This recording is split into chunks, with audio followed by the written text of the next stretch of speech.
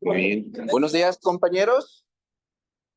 Vamos a seguir el día de hoy con el módulo de retina con el tema de degeneración macular relacionada por la edad. En este tema vamos a estar divididos dos partes, la tipo seca, que me va a tocar el día de hoy, y el día de mañana la tipo húmeda, que le va a tocar a mi compañera Melissa. Vamos a hablar un poquito en general lo que es la degeneración macular para entender un poquito más esta enfermedad. La degeneración macular es una enfermedad neurodegenerativa progresiva de los fotorreceptores y del epitelio de la pigmentario de la retina. Esta enfermedad va a estar caracterizada por depósitos extracelulares debajo de la retina o del EPR y de la membrana de Bruch. Esta va a ser una causa importante de ceguera irreversible en pacientes mayores de 50 años. Algunas bibliografías lo toman entre 50, 55 e inclusive hasta mayores de 60 años, tanto como mujeres y como hombres. Y su principal característica es la pérdida de la visión central, hablando de la tipo seca. Hablando de variantes, vamos a tener una no vascular, que va a ser la seca, o también se le llama atrófica, que es la presencia de drusas y cambios pigmentarios en el epitelio, más la atrofia que conlleva, porque la atrofia, digamos que es la tipo o la complicación de la tipo seca, y la vascular, que sería la húmeda o la exudativa, que vamos a tener una presencia de neovascularización. Hablando un poquito de epidemiología, va a ser entre personas entre 50 o a 80 años. Esto de 80 años puede variar. Inclusive hay pacientes inclusive mayores de 80 años que van a presentar esta enfermedad. Ya hablando de los 80 años, vamos a encontrar pacientes que ya tienen la enfermedad ya avanzada. Lo vamos a encontrar en países desarrollados con una prevalencia alta en la raza blanca, con una intermedia entre los chinos e hispanos. La OMS dice que el 8.7 de la población mundial, esta es una causa de ceguera. Junto con la degeneración macular vamos a encontrar como miopía alta, desprendimiento de retina y junto con cataratas, que son parte de las enfermedades que causa ceguera a nivel mundial. Es la tercera causa principal de discapacidad visual y la OMS hizo un estudio en el 2020 donde 196 personas tienen esta enfermedad de degeneración. Ahora, aquí abajo, ¿por qué puse estos dos países, Estados Unidos e Inglaterra? Otra vez, como tiene una prevalencia alta en la raza blanca, Estados Unidos es considerado como el país donde tiene más tasa de degeneración macular. Se hizo un estudio donde en el 2004, población de 7.75 millones de personas, inclusive más de 40 años, inclusive la población es joven, adulto joven, donde empiezan a tener degeneración macular y donde tenían ya una degeneración macular ya de tipo avanzada, tanto exudativa y tanto seca. Y se proyectó que para el año 2020 esta tasa por año se aumentó 3 millones de personas, que esto es un poco alarmante para ellos porque cada año aumenta en millones su tasa de degeneración macular. Y en Inglaterra, en el 2012, se hizo un estudio que la prevalencia fueron de 500,000, 13,000 personas que presentaron una degeneración avanzada. Y para el año 2020, esta población aumentó a 600,000, 779,000 personas. Dale, por favor. Ok, factores de riesgo. Tenemos modificables y no modificables. La más importante y no modificable es la edad. Este factor va a ir creciendo conforme el paciente vaya creciendo o envejeciendo y con una predisposición genética. Hablando de modificables, el más importante es el tabaquismo. E inclusive pacientes que llegan a esta consulta, y más aquí en México, es común que una señora tenga antecedentes, por ejemplo, de cocinar con leña durante su niñez. Tenemos antecedentes de antecedente familiar de primer grado, por ejemplo, si el hermano tiene degeneración, también el paciente puede tener riesgo de contraerlo. antecedentes de hipertensión arterial, exposición a la luz, antecedentes de cirugía de catarata, metabolismo anormal de lípidos, obesidad y sedentarismo. Dale, por favor.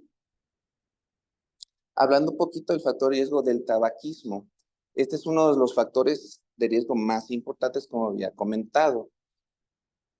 Hablando fisiopatológicamente, el tabaquismo va a promover una inflamación vascular con un daño oxidativo, con una desregulación endotelial con cambios histopatológicos, inclusive pigmentarios en la retina. Va a haber una disminución de los niveles de colesterol, que es el HDL, aumento de la agregación plaquetaria y fibrinógeno, lo que aumenta el estrés oxidativo con el daño oxidativo y reduce los niveles plasmáticos de los antioxidantes. Como dijo la doctora Nina, la suplementación con antioxidantes es muy importante para el paciente. El tabaquismo, si el paciente fuma, dar una suplementación pues no va a servir casi de nada. Inclusive se dice que en fumadores activos tienen un riesgo del 1.9 de riesgo mayor de contraer la degeneración y en exfumadores recientes tienen el 1.7 veces mayor de contraer la degeneración. Ahora, hablando de genética, yo encontré que hay variantes de genes, por ejemplo, el más común que se encuentra en la degeneración es el del gen CFH, que es parte del factor del complemento H y del ARMS2, que esta es una proteína encontrada en la placenta y en la retina. Este gen se encuentra donde tiene más sensibilidad la luz a la retina y esta está más afectada. También en pocas ocasiones tenemos unas variantes del R12-10C que está asociada a mayor riesgo de contraer la enfermedad mucho más temprana y en pacientes en ojos claros o ojos de color tienen más posición a tener la degeneración. ¿Vale? Ahora, fisiopatología. Esta presentación está un poquito cargada, pero explica mucho lo que es la fisiopatología de la generación. Vamos a encontrar primeramente que vamos a encontrar un engrosamiento de la membrana de Bruch conforme el paciente va envejeciendo con la edad, que luego interfiere el metabolismo del EPR. Hay que recordar que el EPR ayuda mucho al metabolismo, que esto va a causar un daño que es una degeneración progresiva al EPR, a la membrana de Bruch, fotorreceptores y colocapilares, secundario a falta de la disminución de los residuos celulares, que esto conlleva a una degeneración de la elastina y colágeno de la membrana de Bruch, que esto produce su engrosamiento, dando finalizado la formación de las famosas drusas y depósitos de los metabolitos. Hablando otra vez un poquito del tabaquismo, que causa una inactivación del factor de complemento H. Lo que es el factor H es una proteína reguladora del sistema del complemento que regula la inflamación y el estrés oxidativo. Y hablando un poco de la enfermedad avanzada, se caracteriza ya una aparición de la neovascularización, atrofia geográfica, con una atrofia de la membrana de Bruch y del EPR. Aquí, por ejemplo, una imagen de las capas un poquito normal. Aquí puse donde está la membrana basal del EPR y la membrana de Bruch. Aquí es donde sería la afectación. Y cuando ya aparecen las drusas, aquí es como se finaliza con la formación entre el EPR y la membrana de Bruch con la formación de las drusas. ¿Vale? Ahora, clasificación. ¿Cómo la vamos a clasificar? Igual, de dos, seca y húmeda. La más común es la seca, que da 80% en las personas. Es tipo no neovascular, con alteración del epitelio. Esta es lenta y progresiva de la disminución a la agudeza visual, con las drusas y la más frecuente. Y la húmeda, lo que cambia de la seca es que esta va a ser una disminución muy abrupta y rápidamente de aparición. Y este es neovascular. Dale, por favor.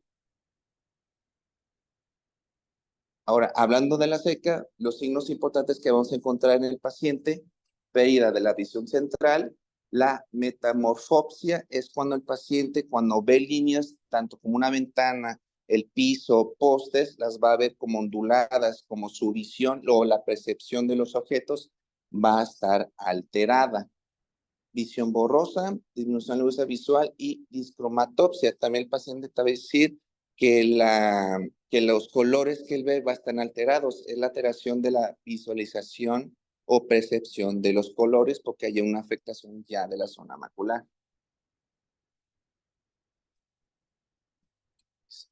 Hablando un poquito de las drusas, son alteraciones pigmentarias y parches de atrofia corioretiniana. Son las lesiones características y el signo más precoz de la degeneración de la tipo seca, localizadas en el polo posterior entre la membrana y la membrana de Bruch. Estas son compuestas de lípidos y colesterol más del 40%, tiene proteínas con iones y de hierro. Va a causar una hiperpigmentación focal del EPR que conlleva a un mayor riesgo de desarrollar drusas blandas y atrofia geográfica. Está bien. Ok, ¿cómo vamos a clasificar las drusas? Podemos encontrar tanto duras y blandas. Igual, por ejemplo, en el llano dice que para poder medir y clasificar el tamaño, podemos ver que una drusa, compararla con una vena corioretiniana porque la vena mide como 125, si es menos de esta medida, podemos considerar que la drusa va a tener un tamaño o pequeño o intermedio. Si la medida de la drusa sobrepasa de más 125, ya considera una drusa ya grande. Hablando de las duras, las vamos a encontrar que son pequeñas, menos de 63 micras. Estas, como dice la pregunta, estas no guardan ninguna relación con la neovascularización y va a tener más del 80% de la aprobación. También dicen que pacientes de 30 años o más de 40, todos pueden tener por lo menos una drusa. No causa síntomas o algún signo, pero la vamos a tener. Y las blandas, que tienen límites imprecisos y bordes nada definidos, que pueden también ser confluentes.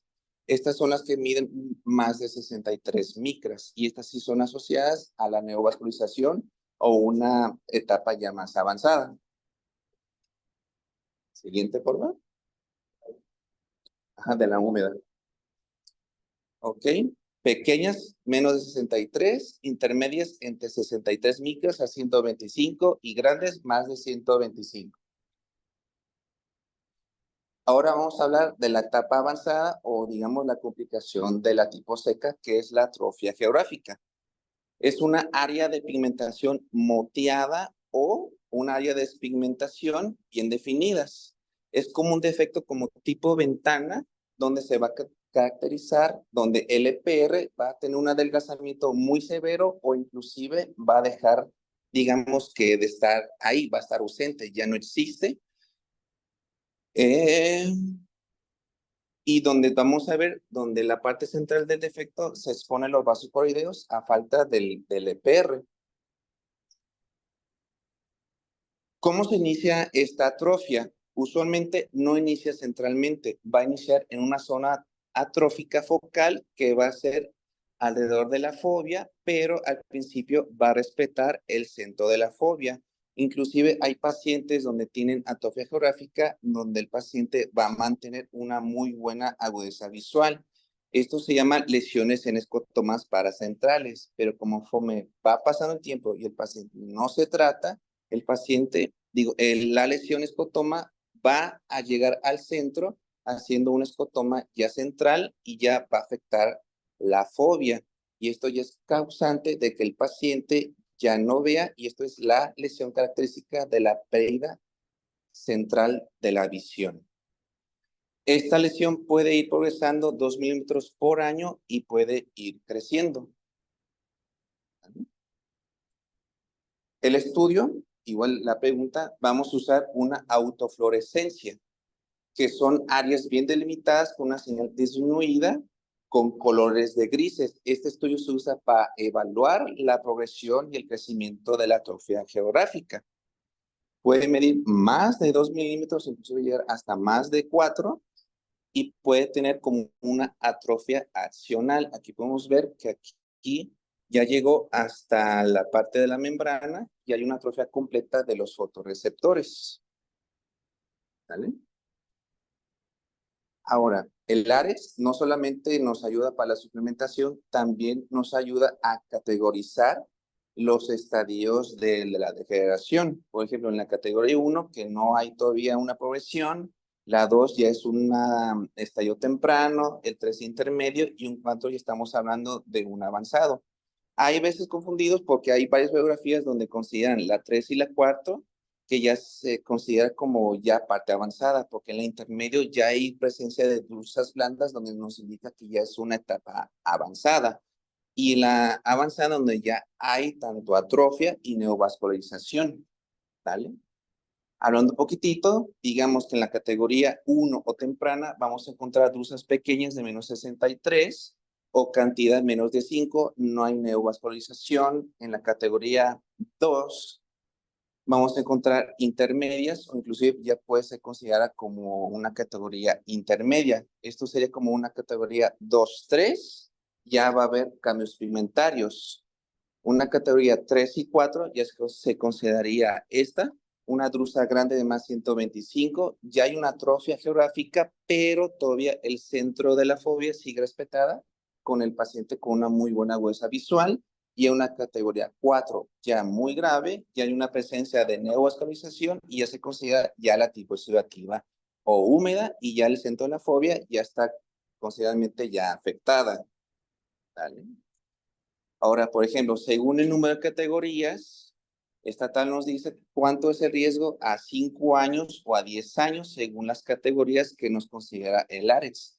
Por ejemplo, en la categoría 4 va a ser más de riesgo del 50 o 67% a los 10 años. ¿Vale, por favor? Ahora, de diagnóstico, aparte de la autofluorescencia, tenemos que hacer un buen fondo de ojo para presenciar las drusas, OCT, angiografía fluoresceína y la prueba de rejilla de Amsler, por favor. Debemos usar muy bien nuestra prueba de Amsler, ¿vale?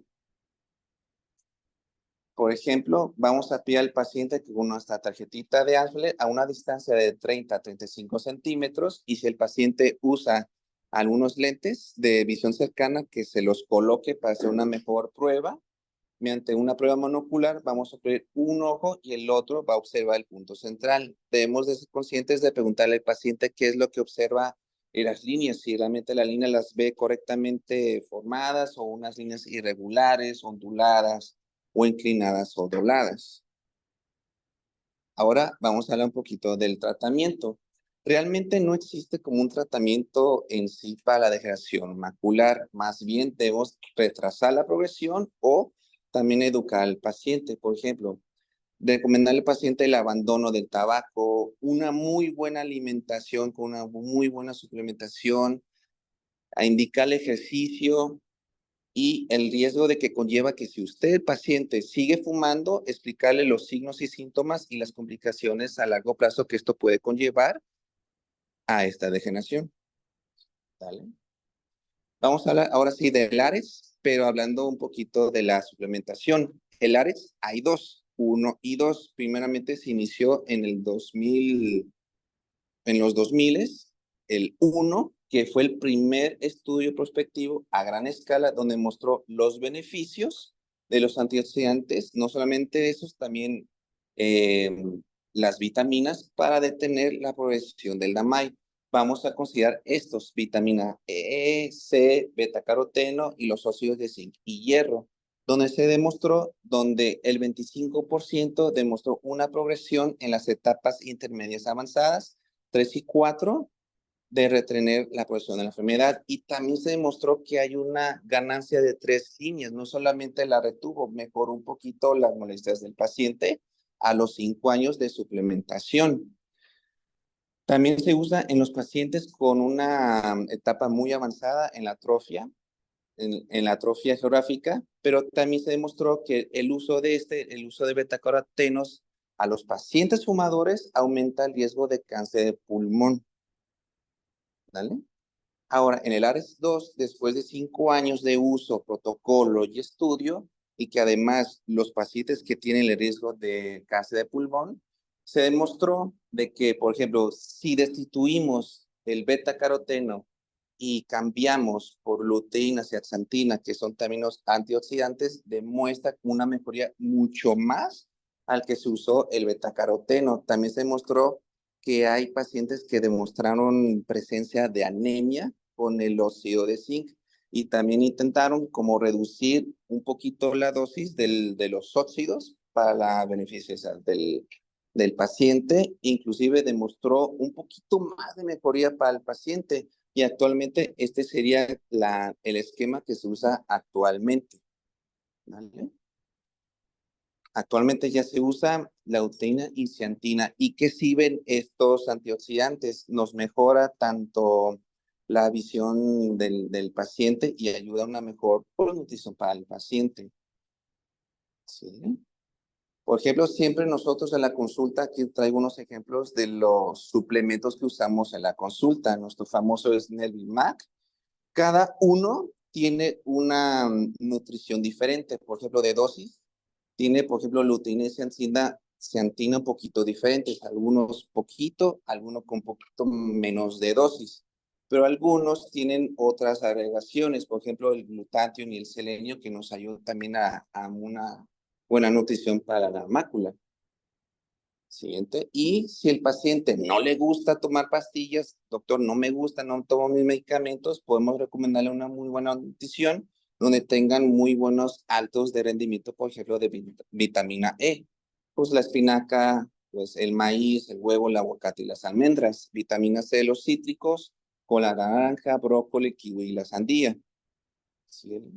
Para el omega 3, pescado y frutos secos, y el zinc podemos encontrarlo en todas las carnes y legumbres. Ya para finalizar, constituye una de las patologías más importantes de discapacidad visual. Una dieta balanceada y el abandono de tabaco es como el pilar para nosotros para poder prevenir y disminuir el riesgo de la degeneración.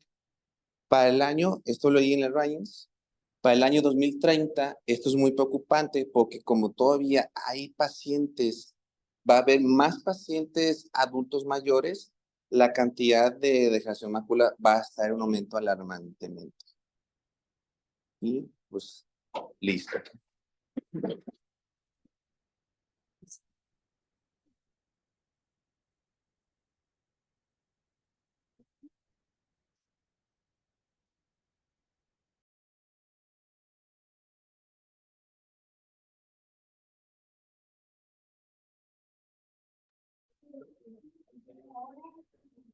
Realmente, pero ahorita con el pobre creo que se han documentado casos, mal, de vacuna.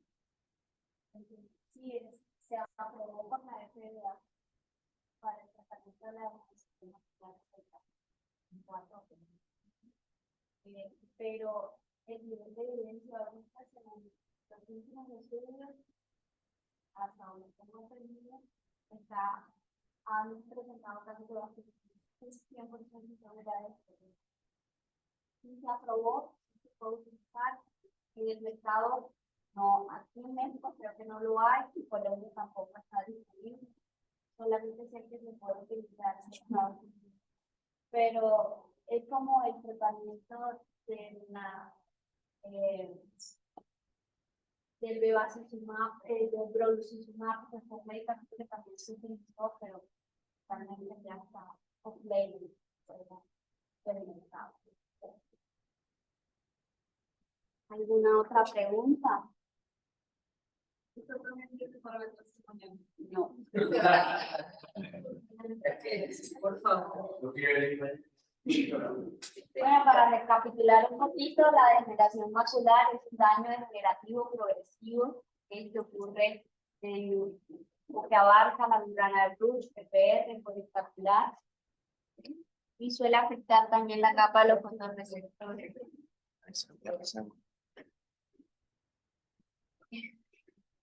Bueno, recordar que es la principal causa de ceguera en los pacientes mayores de 65 años de edad.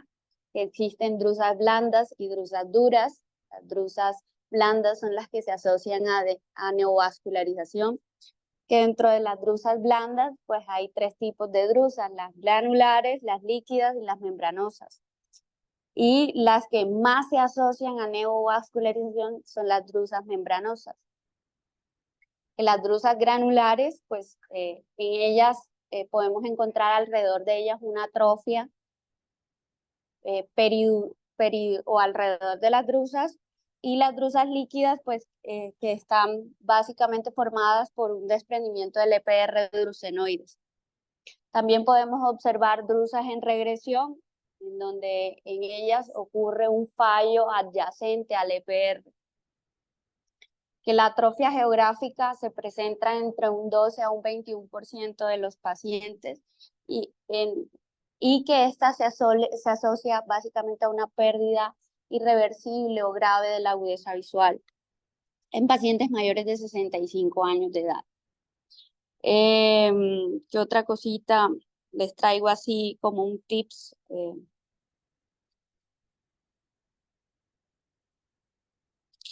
Pues que en el EPR podemos observar el acúmulo de lipofuscina, la disminución del volumen citoplásmico y el engrosamiento de la membrana basal, que son las causas básicamente que llevan a la atrofia del EPR. Y que la membrana de Bruch, en ella se suelen acumular lípidos peroxidados que inducen la respuesta angiogénica y es la causa por la cual se desarrolla la neovascularización. ¿Okay?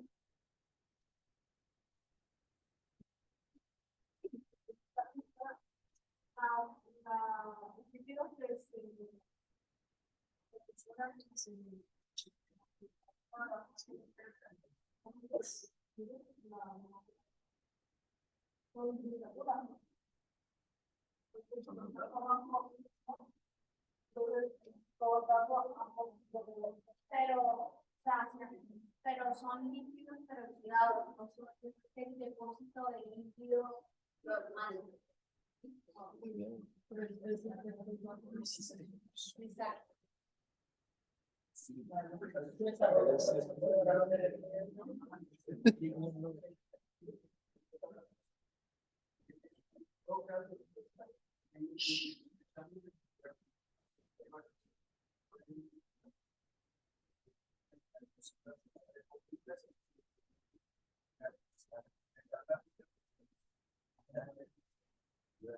Y las cuestiones alimenticias que deben de cumplir el requisito de la REX2.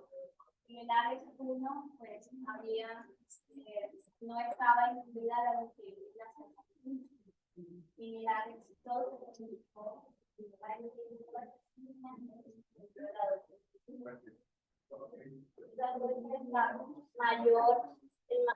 una de las mayores modificaciones del AREX 2. Los suplementos dietarios deben de contribuir o tener los requisitos del AREX 2. No hay cambio en el área macular porque el nivel de evidencia es donde a un nivel de evidencia bajo. Pero si ya tú observas cambios maculares incipientes o iniciales, la recomendación está dada. Recordar que el uso de los suplementos dietarios deben de ser con un periodo pausado. Se habla de que debe ser de 3 meses, pausa de 1 mes y luego reiniciar 3 meses. También las mujeres que están en riesgo de cáncer de mama, pues los suplementos dietarios deben de ser utilizados, porque pues estimulan o aumentan el factor para desarrollarse además. ¿Sí? En el deporte también lo utilizan. En el béisbol también lo están utilizando, de hecho. En las clasificaciones. La 4 todavía no llega a una, ¿verdad? La 4 de la delimitación macular. Es solo atrofia Solamente atrofia geográfica. Que afecta, obvio, pues, pero sí había mencionado que ya había, sí, que era, o sea, como que lo mezclaba con la húmeda. Por eso me quedé en duda, pero es pura secante. No hay neovascularización. En la atrofia no es ni en la 4, ¿verdad? No es un daño en la policapilar, es básicamente.